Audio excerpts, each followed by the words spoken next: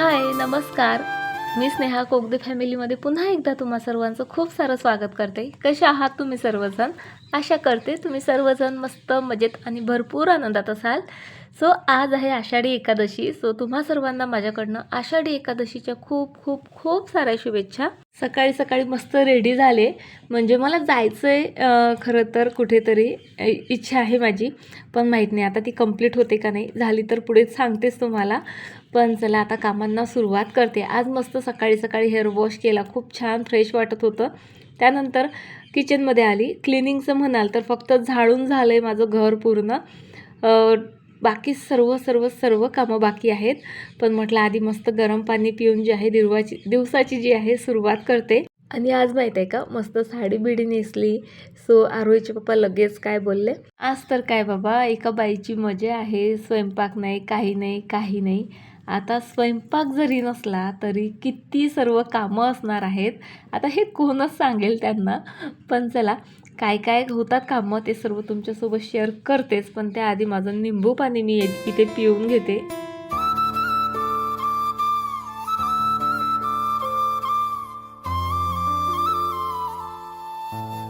आज तसं तर म्हणजे आरोहीला एकादशीची सुट्टी होती, पण पिहूच्या शाळेमध्ये नव्हती.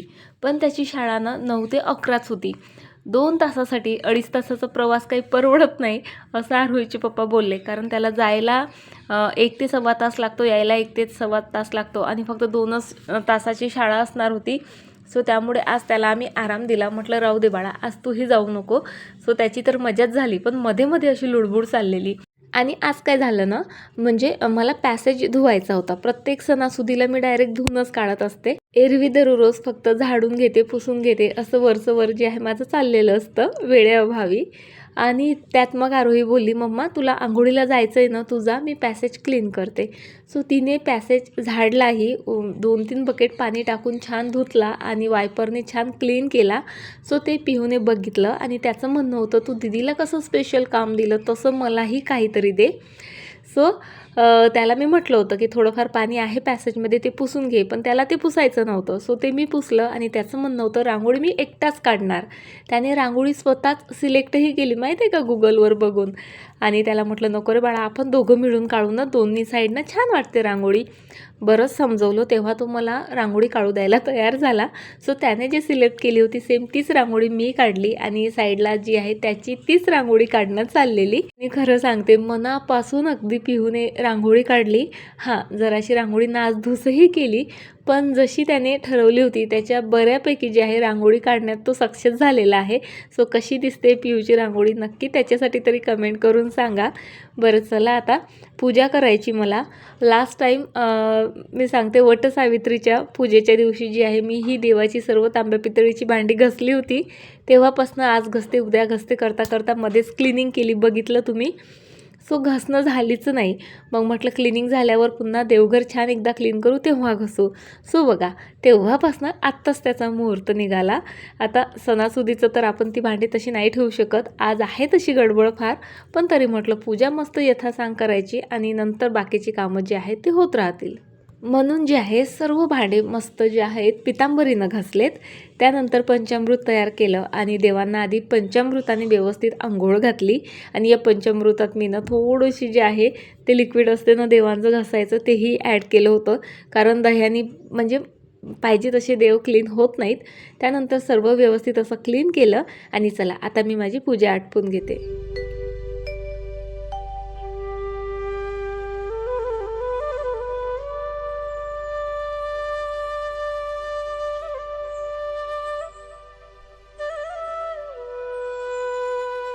एकदा का पूजा झाली, दिवाबत्ती झाली ना, की घरातल्या वाईबच चेंज होऊन जातात नाही का. इतकं फ्रेश वाटायला लागतं ना, एक वेगळी सकारात्मकता येते बघा. पूजा केली. पूजा करता करता माझ्या लक्षात आलं, 2 दिवसापासून जो देवघरातला लाईट आहे तो व्यवस्थित उजेडच देत नाही आहे.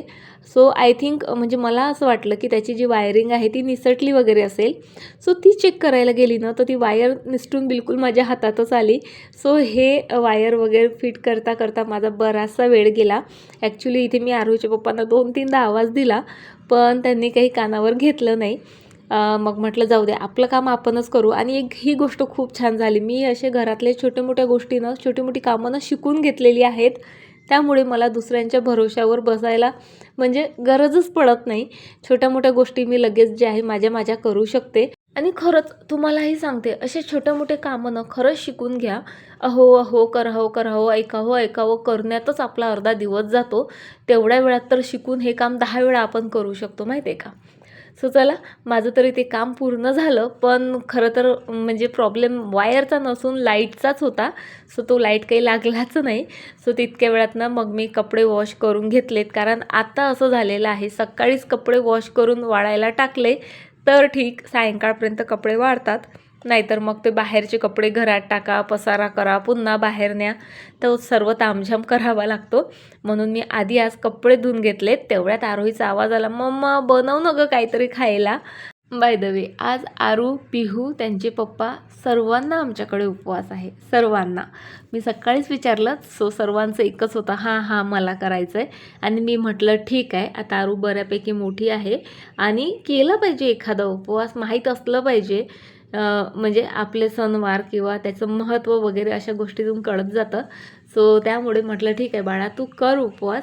आणि इथे बघा, आरोहीच्या पप्पांना स्पेशली नायलॉन साबुदाणा असा तळून, शेंगदाणे तळून, तिखट मीठ घालून आवडतो. सो तो सर्वात आधी तयार केला आणि त्यानंतर त्यांच्यासाठी इथे उसळ बनवायला घेतली. कारण त्यांना आलू अजिबात नको असतो आणि आमच्या उसळमध्ये आम्हाला भरभरून आलू आवडतो. सो त्यामुळे त्यांच्यासाठी मी स्पेशल सेपरेट जे आहे वेगळी उसळ करत असते.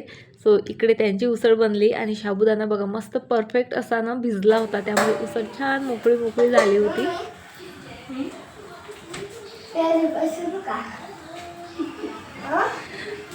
पिऊ बोलतो, मी आता उपवास करू का. माहिती आहे का, मी सकाळीच सर्वांना विचारलं होतं कुणाला उपवास करायचा आहे. पिऊ बोललं, मम्मा नाही, मला नाही करायचा, असं तसं. आणि आता इतकं काही बनत आहे ते बघून बोलतो, मम्मा मी पण उपवास करू का. हो ना, हो ना.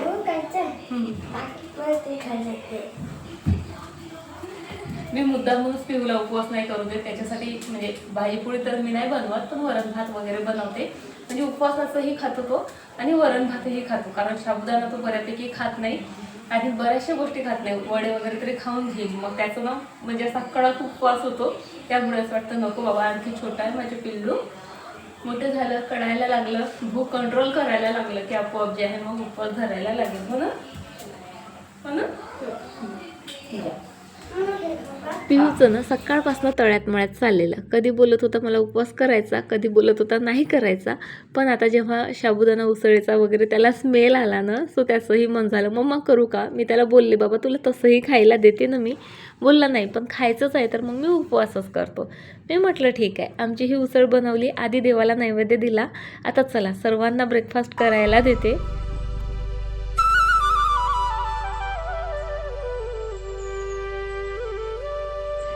आता म्हणजे आरोहीला आज हेअर वॉश करायचा नव्हता. सो तिला मी जबरदस्तीने करायला लावला. आता उद्या संडेच आहे मम्मा, उद्याच आम्ही संडेलाच करत असते ना, आजच काय आहे. तिला फार कंटाळा आला होता. पण तिला कसं तरी म्हणजे आधी तर रागवली, नंतर प्रेमाने समजावून सांगितलं, बाळा सण आहे, एकादशी आहे, करून घे वॉश, छान वाटतं, फ्रेश वाटतं. तेव्हा कुठे बाईने ऐकलं. आणि त्यानंतर आता केस वगैरे तिचे छान सुकलेत आणि आता मी तिची वेणी वगैरे घालून देते आहे. 5 मिनटं लागतात आरूची वेणी घालायला जेमतेम, पण तेवढं 5 मिनटंही आरूच्याने शांत बसवल्या जात नाही. नुसतं मस्ती चाललेली असते, चुळबुळ चाललेली असते आणि प्रश्नांचा तर असा भडीमार होता आज, म्हणजे काय सांगू. उपवासच का करायचा असतो आणि पंढरपूरला इतकी लोक का जातात, कधीपासनं जातात, काय त्यांचं इतिहास आहे, इतकं काही चाललेलं होतं. माहीत होतं तितक्या प्रश्नांची उत्तरं दिली आणि त्यानंतर जे आहे मग तिची अशी मस्ती चालू झाली. सो तिच्यासोबत पण मला आवडतं वेळ घालवायला, खूप छान. म्हणजे मला मीही अगदी छोटी असल्यासारखी आणि वेगळंच फील होतं. म्हणजे अगदी सर्व हलकं फुलकं वाटायला लागतं. कामाचं टेन्शन आठवत तेव्हा काही आठवत. बरं चला, कामाचं टेन्शन आठवत जरी नसलं, येत जरी नसलं, पण कामंही करावीच लागतात. सो पिहूने उपवास खरं तर साबुदाण्यांच्या वड्यासाठी केलेला होता. सो केव्हाचं त्याचं चाललेलं, मम्मा कधी वडे बनवते. सो त्यामुळे ना जरा पटकन, म्हणजे तसा प्लॅन तर होता रात्रीच्याच जेवणात जे आहे वडे बनवायचे, पण पिहू सारखा मागे लागला होता. म्हणून म्हटलं चला चटणी आणि वडेचं जे आहे ते तयार करून त्याला 2-3 वडे काढून देते, बाकीचं नंतर बघता येईल.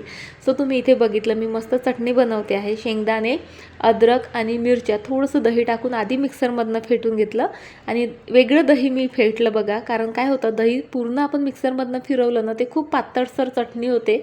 म्हणून मी आधी दही छान फेटून घेते आणि त्यानंतर थोडंसं दही घालून ते वाटण करून त्या दह्यामध्ये मिक्स करते. त्यामुळे चटणी फार मस्त घट्टसर होते आणि टेस्ट पण त्या चटणीला खूप छान येते. हां, साखर आणि मीठही घातलं मी त्यामध्ये थोडंसं. त्यानंतर पिऊसाठी बघा इथे वडे करते आहे सॉरी.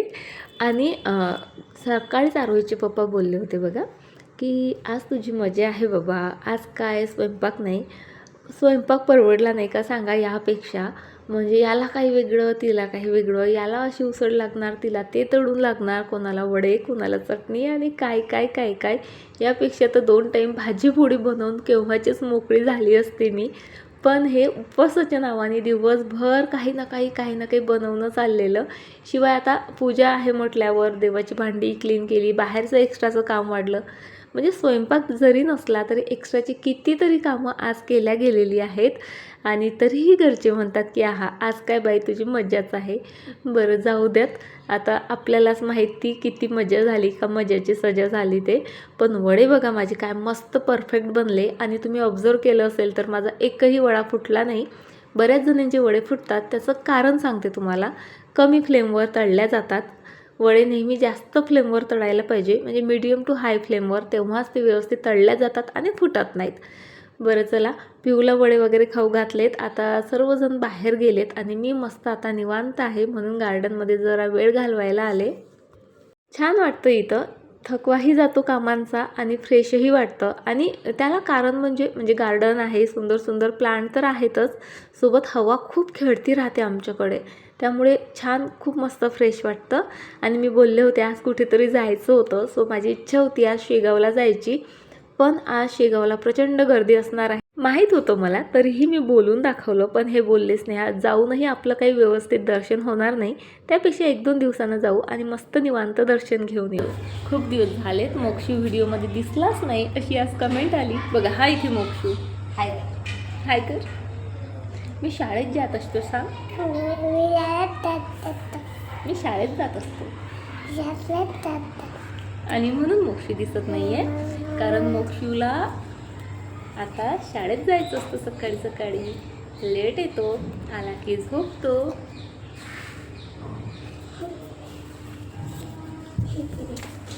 मोक्षू व्हिडिओ जरी दिसत नसला तरी पहा, मोक्षूची अशी रिकामी कामं चाललेली असतात. त्याने आजची पिहूची रांगोळी इथे मोडलेली. आता पिहू आल्यानंतर काय रिॲक्ट करेल ना, आता त्याचं त्यालाच माहीत. खूप मेहनतीने काढली होती माझ्या पोराने रांगोळी. बरं चला, भरपूर दिवसानंतर जी आहे आमची लिफ्ट जी आहे स्टार्ट झालेली आहे, चालू झालेली आहे. सो त्याचाच आनंद माझ्या चेहऱ्यावर इथे तुम्हाला दिसत असेल. आज इव्हनिंग वॉकही मस्त साडीतच केला, कारण मला ना ही साडी फार आवडते. इतकी मस्त हलकी फुलकी आहे ना, आणि त्यात कलरफुल असल्यामुळे खूप मस्त वाटते. मिशोवरनंच घेतलेली आहे. तुम्हाला पाहिजे असेल तर लिंक मी डिस्क्रिप्शनमध्ये देते आणि शक्यतोवर प्रोडक्ट टॅग करते. डिस्क्रिप्शनमध्ये जाऊन लिंक काही तुम्हाला म्हणजे शोधायला कंटाळा येतो माहीत आहे मला. सो प्रोडक्ट टॅग केलेलं असलं की तुम्ही पटकन जे आहे क्लिक करून जे आहे ते प्रोडक्ट बघू शकता. काही नाही, जवळपास मिशो आणि फ्लिपकार्टचे रेट सेम असतात, फारसा काही फरक पडत नाही. सो तुम्ही तिथनंही बाय करू शकता. सो लिंक देते, नक्की चेक करा. टॅग करते, तेही नक्की चेक करा. इथे भाकरवडी आणलेली होती भरपूर दिवसापासून घरात, पण ती मुलांना द्यायचं काही लक्षातच राहत नव्हतं. म्हणून आता इथे भरणीत भरली मी, म्हणजे डोळ्यासमोर असली की आपल्याला दिसते, मुलांना देता येते, किंवा त्यांना दिसली की ते त्यांच्या हातानेही घेऊन खातात. बरं चला, वडीही माझी इथे छान बनवून तयार आहेत. आता मी दिवसभर जरी साबुदाणा जास्ती खाल्लेला नसला तरी आता वडे असल्यामुळे काही माझ्याच्याने राहवल्या गेलं नाही.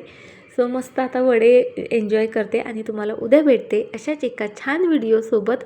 तोपर्यंत फ्रेंड्स स्वतःची काळजी घ्या आणि आज एकादशी निमित्त तुम्ही कोणकोणती एक्स्ट्राची कामं केली किंवा कोणकोणते पदार्थ बनवलेत हे मला सांगायला विसरू नका. चला बाय.